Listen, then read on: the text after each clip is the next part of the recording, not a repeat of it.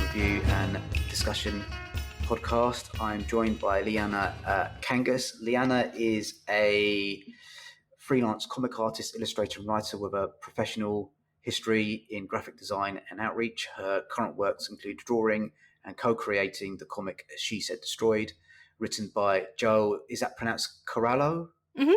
And published by Vault Comics, and the miniseries True Cult, written by Scott Byron Wilson and co-written the short Seeds of Eden.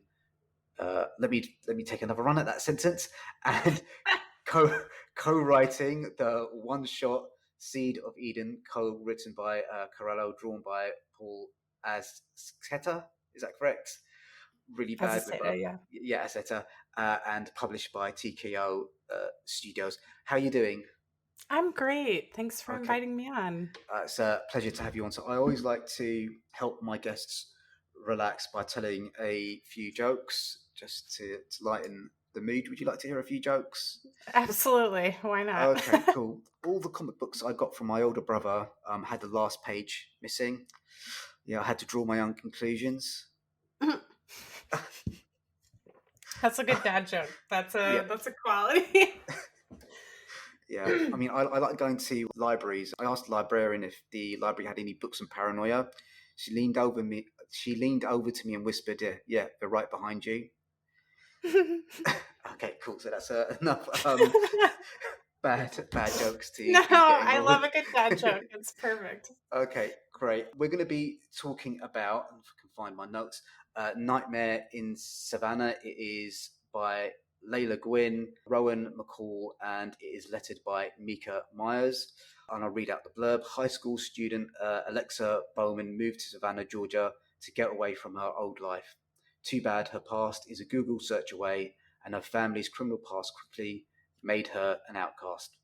From tormenting cheerleaders to dreamy football players, Alexa can't keep up, especially when Faye, Sky, and Chloe take her into their group of outsiders.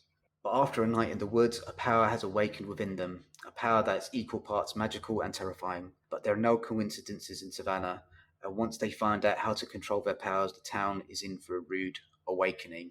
So once again, thank you to NetGalley for providing me with the advanced review copy for this graphic novel. And I should also mention it is published by Maverick, which I think is a kind of subset publishing house of Mad Cave Studios. Cool. So I'd just like to kind of get your initial thoughts before we kind of like dive into the comic. What was your kind of initial impressions? Well, I'm glad that you let me pick between a couple books. The reason why I actually picked this book is because I know Lela Gwenn, and the editor of this book, Chris Sanchez, was actually my editor on a book at Mad Cave as well. And so I had been wanting to read it for a while.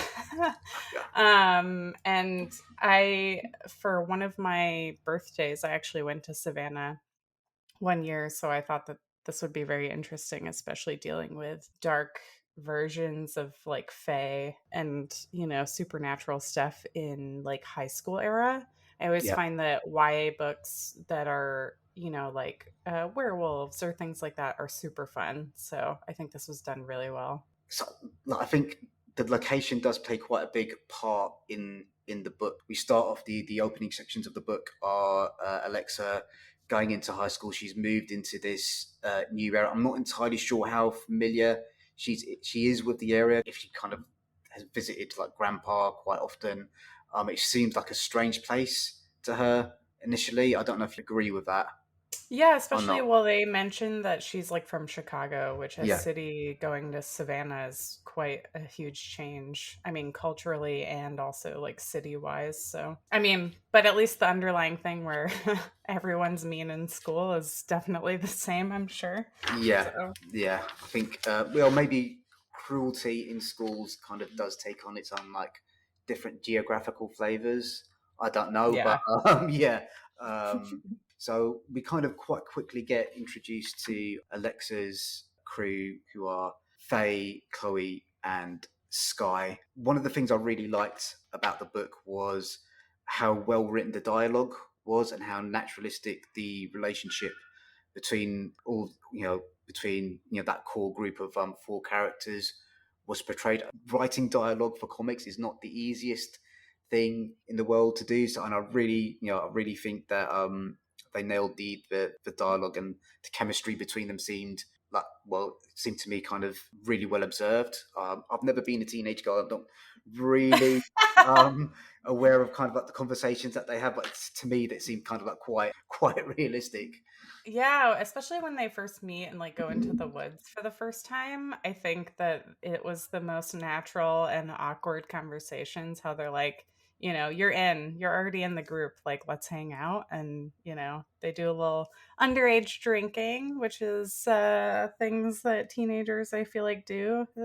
You feel like you want to be one of the cool kids, so you end up doing that, which I think is like pinnacle for number one, growing up in the South. Like a lot of teenagers and folks, I feel like, tend to just do that. So I feel like authentic wise, that was right off the bat. Really, the inciting incident in the book is them coming together, and it's never really made clear exactly what happens. It seems like they undergo some sort of like ritual. The book is kind of like, what's the word I'm looking for? It's interspersed with these notes from a fairy hunting journal that Yeah. makes like reference to what might have happened. So I how did you feel that dynamic worked? Oh, I really liked it. It was actually so they'll intersperse those like journal pages in between like almost every single chapter, which is cool, or like every scene that ends that you're trying to figure out like what happened. And I found that going back a little, I think the reason why it happened, well, one, they say like that when the Fae matures, that thing happens to their eyes and their hands and everything, but I think they were like dancing around a fire, and I'm sure that that was one of the things that probably ended up making it. But the thing I found most interesting is like, am I correct in thinking that her grandpa was the one that's the hunter? Yes, So she's yeah, like technically reading her grandpa's journals and yes, figuring out something like like that. that Yeah, she is one, which is cool. yeah. And I kind of think it's nice that they didn't hit the cliche or like the trope of like, yeah, you're different from your family, but there was never any type of conflict with that. Like she just kind of lived her life and continued doing this with her friends, and there was never like her grandpa, being like, Yes, that's kind of one of the questions I had about the book. Was her grandfather aware that she was a fae or a fairy at all? That wasn't entirely clear to me, because they do talk about early in the book this idea of changelings, of fairies coming along, stealing babies and swapping them for their own young ones. So that's something that wasn't entirely clear to me, whether or not her grandfather knew about the fact that his granddaughter was like a replacement thing, because then he might have. Yeah. So how did you feel about that? oh, well, I mean, that kind of gives a little insight as to why all we have for the parents is, well, the parents were like embezzlers, and that's how Yes. she gets like introduced to the front of the class. Is like one of these bullies says like, "Oh, haha, she moved here because her parents went to jail or something." But it's like, did they go to jail? Are they maybe possibly Ah. dead? You know what I mean? Like I kind of Yeah. like that mystery aspect, and like maybe she hasn't seen her grandpa for a long time, and so he wouldn't know.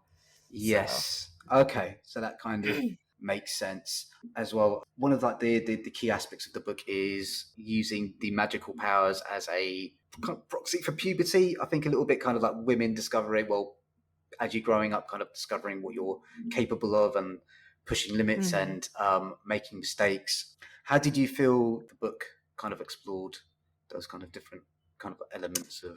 I think good because they kind of talk about body changes. I mean, they talk about, I think it's like almost like a metaphor for like the Fae being able to beguile people, which is interesting. Or like they kind of also use it to bully the other bully group, which is also interesting. I feel like they definitely hit on all the points of puberty or like terrible shit in high school that you experience, like, but in the lens of becoming a fairy and learning what powers you have and things like that. And they also like one of the things I really liked about this is that they talked about sexuality and like from her point of view, like not sure who she wants to like, but she does end up liking one of the girls in the group, which I Yeah. loved. Yeah. Um and like how it plays out, especially at the end, with like, supportive boy that has a crush on her and things like that. I think it was done really well. Like I think I would have enjoyed this as a teen too.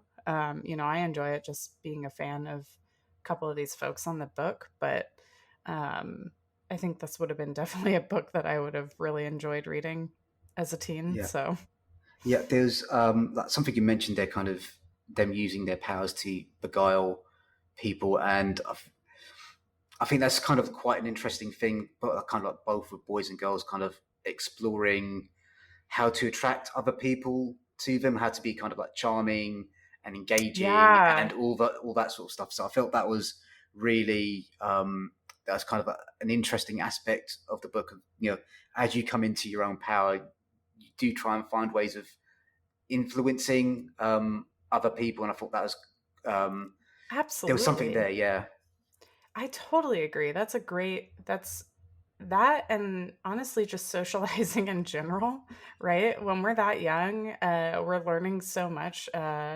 language-wise and also social community-wise yeah, yeah, that yeah, I think that that was done in a really cool way with utilizing their powers to like um I don't know, it just reminds me of like those 90s movie high school and college type tropes of like little cliques that kind of form or things like that, but spun in a very fresh way. yeah.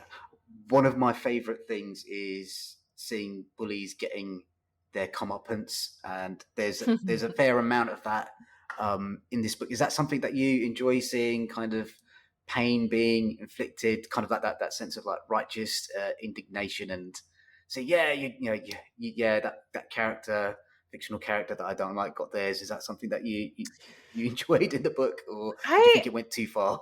retribution, but also no, I think Layla, how she wrote the pain afterwards of the like enduring that experience of like inflicting pain back on somebody else who has like pained you for so long. Like one of them, you can tell like they feel guilty and they feel bad after they do it, which I think is important, or like one of the things, well, I mean, obviously this is a spoiler for the end or whatever, but I think it's Chloe that they don't realize like the strength of their power anymore and they're spinning out of control, which I think is good that they show that because they end up bullying the bullies back and they're doing terrible shit to each other. But the one of the main characters is like so drunk with power that she doesn't realize she kills the main character's grandpa, Yeah. and she like they take away her power, and um you know she wants revenge, but she said you have to remember that she has to live with this for the rest of her life, knowing that, you know what I mean, Yeah. which is like incredibly powerful and very depressing. So it's I think it's done well. I wouldn't say necessarily that I love like watching revenge stuff like that, but if it's done well like this, then it's gratifying towards the character development for me, which is Oh, the most important part. yeah. Like for me, I do love a good like revenge on the bully type thing. That's kind of like one of my favorite things. Revenge of the Nerds. Yeah. Yeah, yeah, yeah. Yeah. A Yeah. Oh, little bit. Yeah, absolutely. a little bit. But yeah, it's one of the things that you kind of brought up there, and it's kind of like a weird. Well, maybe not such a strange juxtaposition, but one of the things the story kind of vaguely sort of reminded me of was kind of Avatar: Legend of Aang and Avatar: Legend of Korra, because Aang, um, he's always looking for like a non-violent way to resolve a conflict, and there's kind of a big theme throughout the story about um, like forgiveness and kind of letting go of like past sins, and I think there's a little bit of that in this story as well. And like the Legend of Korra is very much more about coming to terms you know with the power and kind of understanding like teen relationships a little bit more Hmm. so. I felt there was a little bit of that in there. Did you see any other like influences from like other stories that you've read in kind of like Nightmare in Savannah? Um, that's a great question. Like trying to figure out what I can pull from this. Like I feel like the things that I'm thinking about was like when I read it, I was thinking about like Clueless or like, like 90s, honestly, like slapstick revenge sitcoms. Yeah, This is yeah, what I was thinking of. But obviously, this is a darker, like storytelling, clearly. I yeah, mean, this is definitely, if I think if it was a little bit more dark, I'd be like, is this YA? yeah, You yeah, know? But I think because the art lends itself to be very fantastical, like it's very fairy tale esque. We have like the fairy that ends up controlling the grandpa, and she's very like beautiful, and she makes a joke that like her grandpa's like 1,000 years old too, so she couldn't also call him grandpa or something yeah, like that. And she's drawn like either so beautifully or so like menacing and terrifying. And so it reminds me of like, old like Fantasia type level style with like I guess like fairy tale kind of twist, but modern. yeah, So I can't quite place it. I don't know. That's yeah, a good question. yeah. Yeah, I think, yeah. There's definitely kind of, and maybe a little bit like Sandman in there as well. You kind of mentioned the art. Like, I'm always curious when I talk to artists about art in other people's book, kind of what they see, because I think I've got kind of a very rudimentary understanding of like, why certain colors work and stuff Hmm. like that. So like, the first thing that kind of grabbed me about the book was its color palette. How would you describe that, and how do you think that affected the way that the story was told? Oh yeah, Rowan's this the colors on this book are incredible. I think it lends itself to very interesting storytelling patterns, because I feel like when she turns Fae, Lex, right? When Lex turns Fae at the beginning, like a lot of the previous page, like the first pages, are very like tan and purple. Yeah. And then when she turns Fae, there's like a lot more pink brought in because like Yes. that's what's reflected in like all of their eyes and stuff like that. And there's a lot of Rowan uses like really gorgeous heavy inks, which is like among my favorite styles. And I just like it. There's a lot to be said about how a limited color palette can carry a story done so well with its inks already. And I think it was executed wonderfully. Yeah. One of the questions I did have actually was about the use of like the mauves and the purples in Savannah, because like in my head, like my um what's the word I'm looking for? In my head, kind of like Savannah, Georgia, that kind of it evokes feelings of like heat and kind of like humidity and stuff like that, and that doesn't necessarily come across with that choice of like mauve. I was just wondering kind of what like emotions she was trying to evoke, or what trying to type of feeling she's trying to evoke by using those mauves and purples in kind of like the normal sections of the story. Hmm.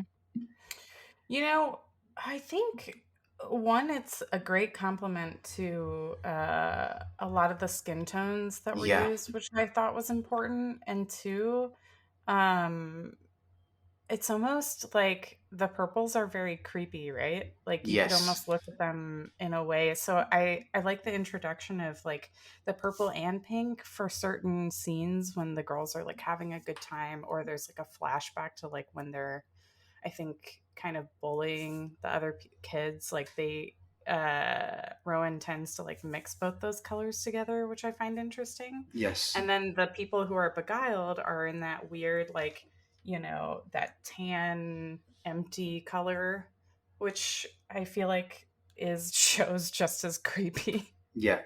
So Yeah, I think that's good. You mentioned also like the inking. I loved the inking on this. It's like as you mentioned, kind of like the line work is really good, and it's kind of it takes a really confident artist to.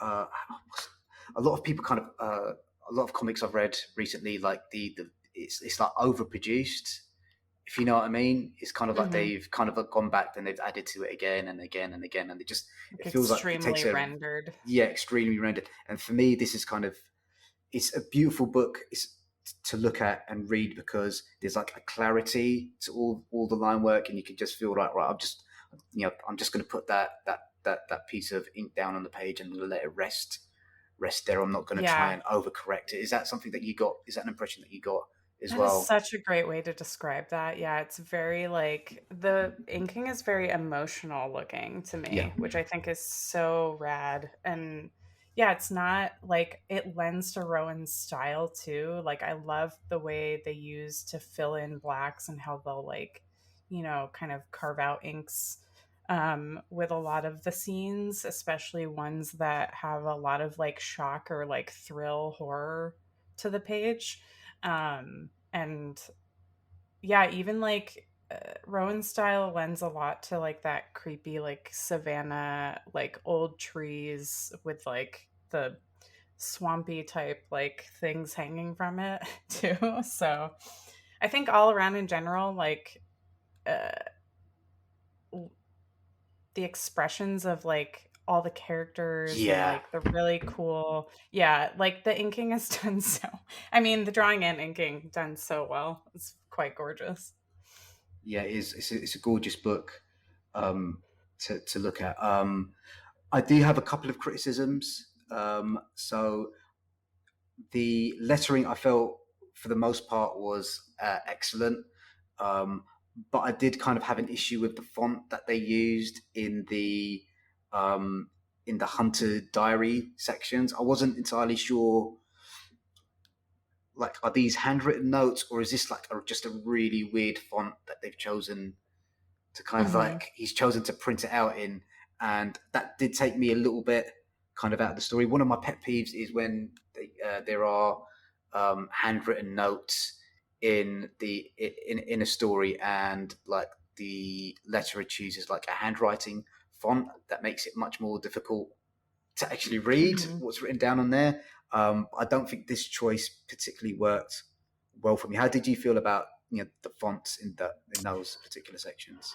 um I think because it's supposed to be, I guess, the grandpa's journal, I Yeah, did find it interesting that that was the font chosen, but I also wonder if that's a choice for book market purposes because, young teens are going to be reading this. yeah, okay, So that might be like I mean, that honestly might be a readership choice, but yeah, I do find like similarly, like I am taken out when I'm reading like a comic and a page of like writing is typically done, I guess, with lettering, which is yeah, important because it prints well, but yeah, I usually tend to hand letter my own like papers on page. So it's also less work for the letterer, which I always like to help out with.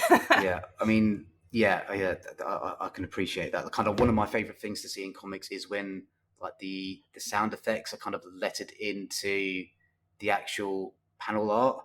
That's Hmm. kind of one of my favorite things. I think there a couple of sections of the yeah. I mean, there's a couple of examples of that in the book. I'm kind of looking at page 89 where one of the characters is snapping a twig, and you can actually see that the word snap is actually lettered into the Hmm. panel, and I really love when that happens in comic books as well. So cool. The other thing that I think the artwork does really well is just kind of like the general layout, how they kind of play with um, panels and certain sections not having panels and overlay. Hmm. Yeah, I'm kind of looking at a couple of pages like 72 and 79. They're kind of walking down the corridor, and there's characters, their heads are kind of like poking up over the panel border, and then kind of like in the next page you kind of see a similar effect, but kind of reversed at the bottom of the page. So I really like the way it's a beautifully placed book, but beautifully paced book. It's like very kind of like easy to read.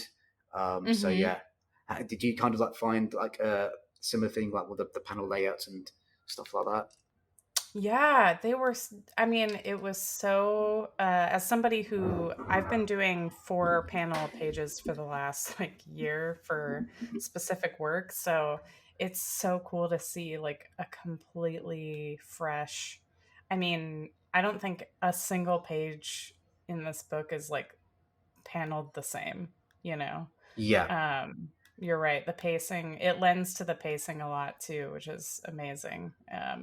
And I think there was one page, I think, when they ask Lex, like, what about Lucas? And it like echoes in her mind and she's like overlaid the whole page. I really liked that one a lot. yeah, Um, Similar to like, utilizing panels and like overlaying stuff with panels. So, um, and even like before there's like a football game, I mean, Rowan used like an entire half page just to show like the ref um prior, like almost kind of like, you're waiting in the silence of a football game, and it kind of resonated like that for me, yeah, so yeah. it's done super well. Yeah.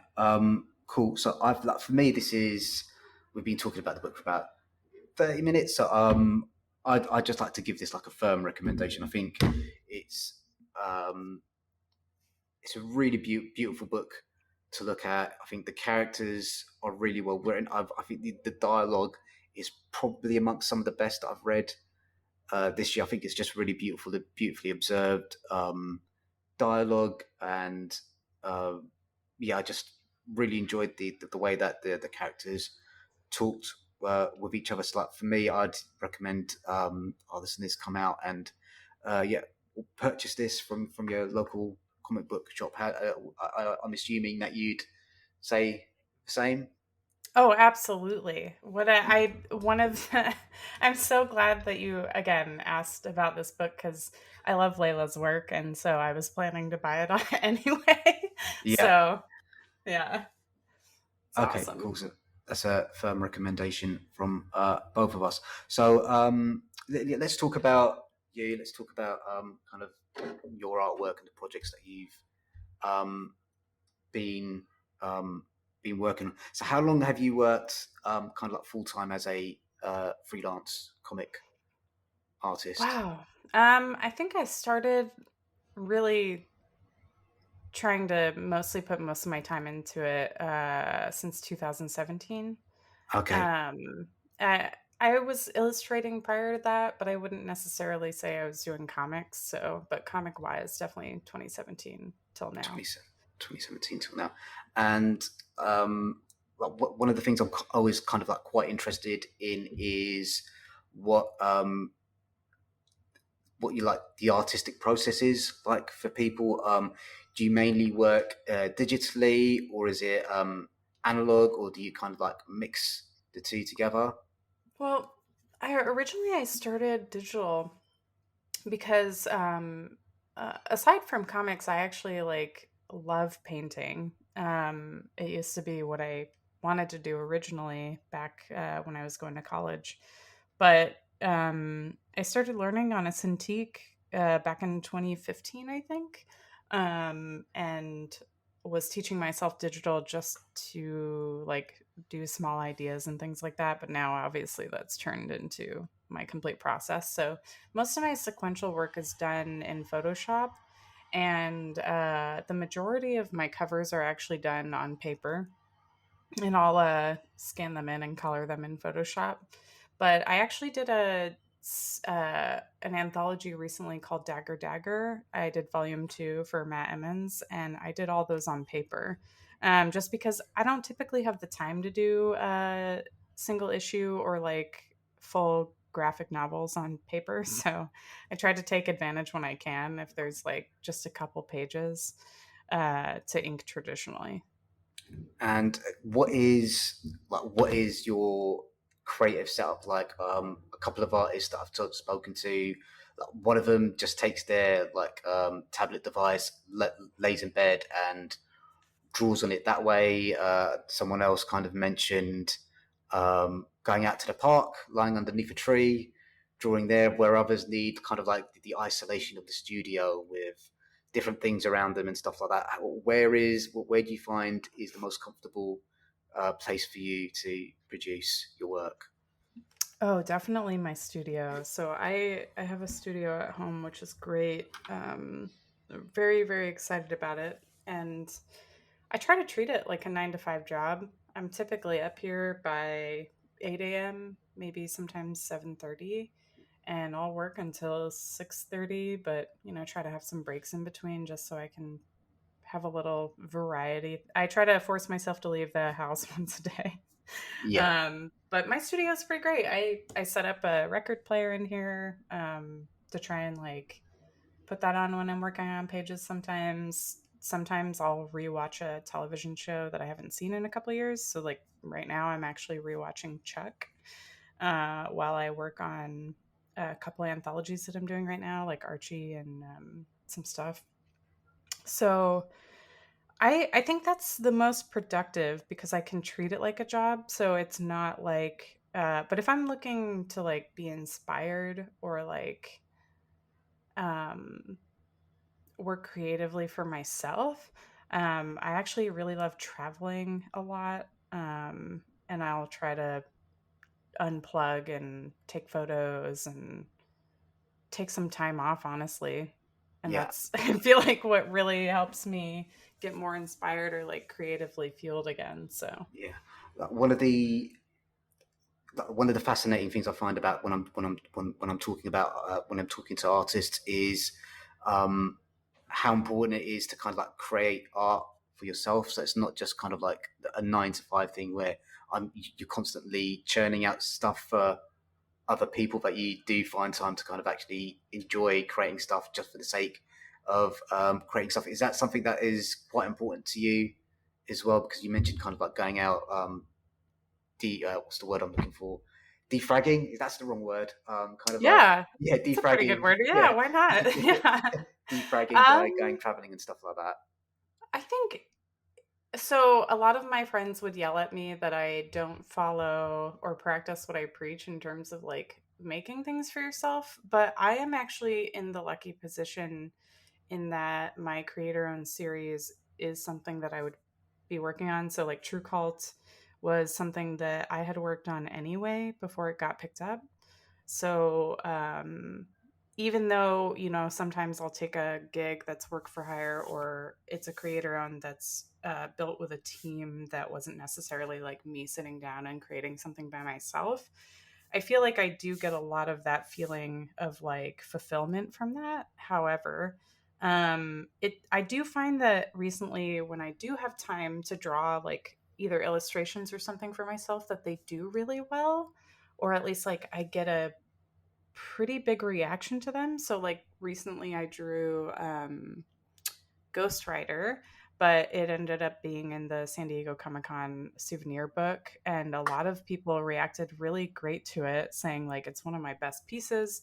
And it's really just because I sat on the couch and watched a movie and draw a ghostwriter. You know what I mean? Like, Yeah, and like the other, I did some fan art for Our Flag Means Death because I really love that show. And it's now the cover of the Sartorial Geek issue 3 that's coming out later this fall. And it's just because, like, I really loved that show and I was like, they're so cute. I want to draw them so bad. But it's because I've been taking advice from one of my good friends, Fabian Lele. He yells at me all the time to draw for myself, and I'll eventually listen to him. So when I do, it turns out pretty good. yeah, yeah, But, when you're doing sequentials so often and pages of drawings, sometimes I'm just like, a little burnt out. yeah. So I'll go drum and stuff instead. So Yeah, yeah, that sounds good. In terms of like when you are writing sequential comics, what does the process? Obviously, I'm assuming you start with a script and then do you thumbnail it out, or do you kind of have like discussions with the writer before you put pen to paper? How does that process tend to work, or is it like project by project basis? You're talking about writing specifically? I mean, I'm talking about once you've gotten hold of the script. Oh, What's the okay, process okay. from there?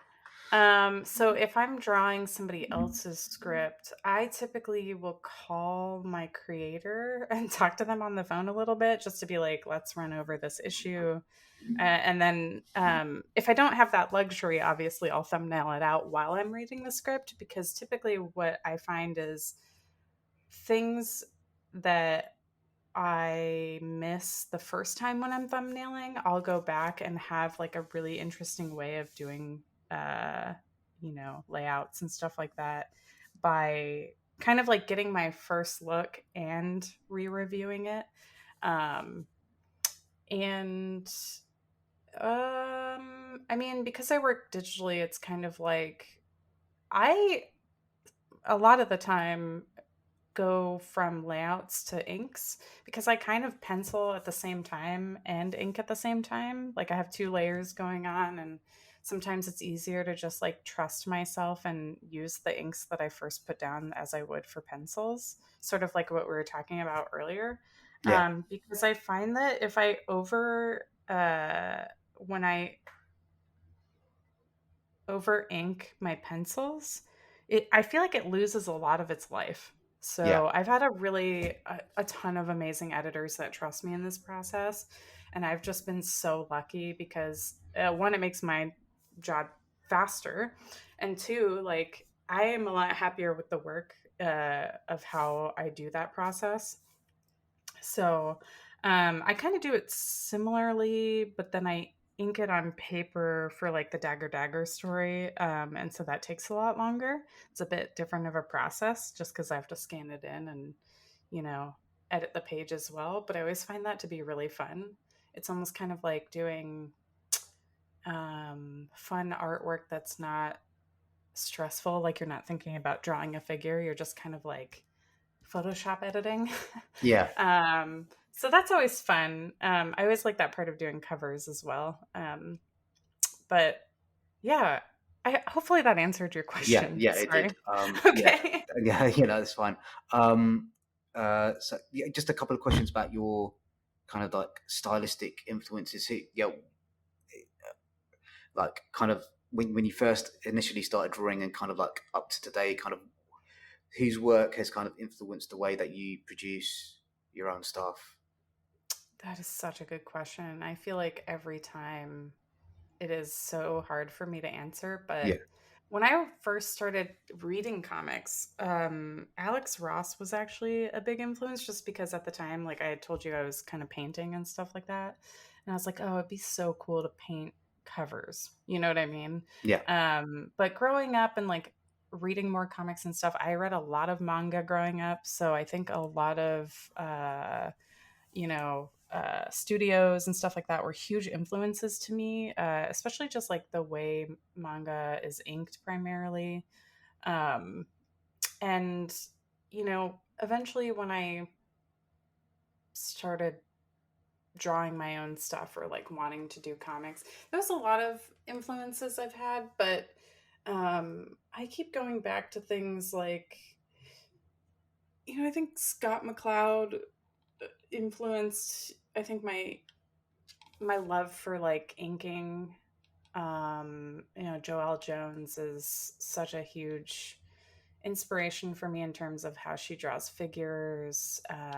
Mignola is probably my biggest inspiration in terms of how I think my style ended up turning out. Mobius, um, a ton of Italian artists that I like. Dylan Dog is a series that I love a lot, so I love that inking style. Um, yeah, it kind of changes because I still collect and I still read, and I love ingesting new artist styles and stuff. Like Daniel Warren Johnson has such an incredibly cool style that I think has like influenced. I think each artist that I find that I like a lot influences a tiny part of like slight pushing my boundaries of like where my current style's at, or to try and try new things. So yeah. I think that's the same way because I do a little bit of writing myself. And with writers, I think it's a little bit more tricky because like you don't want to be a plagiarist. Um, Mm-hmm. but it's kind of like everything you read and kind of everything you see does it's sitting in the back of the brain somewhere, like in a pot, and it's kind of like slowly kind of like boiling up, and then Mm-hmm. something will come out. And I think it's kind of a similar process. Really, you kind of sometimes something will influence you, and you won't realize until like 3, 4, 5, 6 years later on Oh, that that's absolutely. come out in the kind of like come out um in the wash. Let me ask one of my big questions. What does success look like for you? That's a great question. Um, I think being happy, Yeah, honestly. If I'm happy with what I'm working on or the team that I'm working on or with or the publisher that I work for, I feel very successful right now. So like I would say despite however many hurdles that I experienced in the pandemic, I do feel like the amount of hard work that I put in has led to me feeling successful along with like my team and like who I work with currently. Um and also as somebody who has been reading and collecting comics for over a decade, I feel like I am a success story of what my younger self would think, like wildly successful. Though I know there's like certain tiers to what people consider success. I think as long as I'm able to pay my bills and be happy, that is like the ultimate level yeah, of success for me, you yeah. know?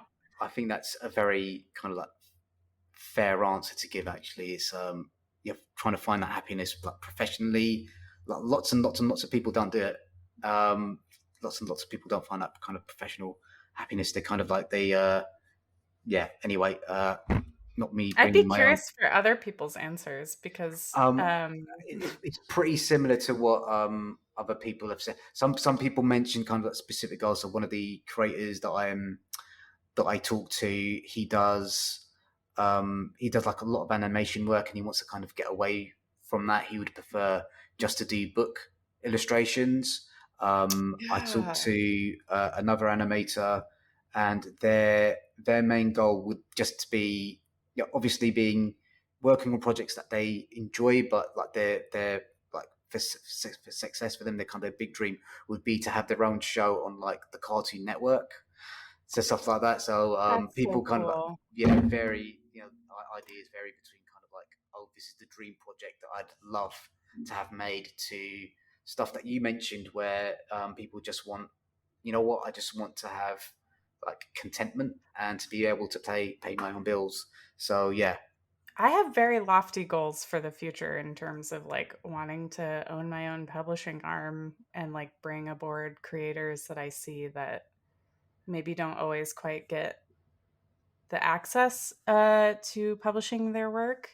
But, you know, I try to take that a step at a time. yeah, step at a time. So, yeah, yeah. And like, I know that that's more so like, I wouldn't I guess maybe that would feel successful to me, but that's more of like a dream that I could like provide that for people. So Yeah, I guess maybe like a mix of some of my dreams, whether it be that or like a couple other ones that I have, but also being content and like healthy. Health is also, especially with us as a society now with technology changing our bodies with how we're hunched over and stuff all the time, like I've been trying to take better care of myself, so health is like the most, along with that. So yeah, yeah, yeah. yeah, yeah. Cool. Talking about, you kind of mentioned the pandemic and stuff. Have you started like? I'm assuming you've already started going out to like Comic Cons and stuff like that I have, already. yeah. I Yeah, just got back from San Diego Comic Con. It was quite an experience, especially after 3 years. yeah.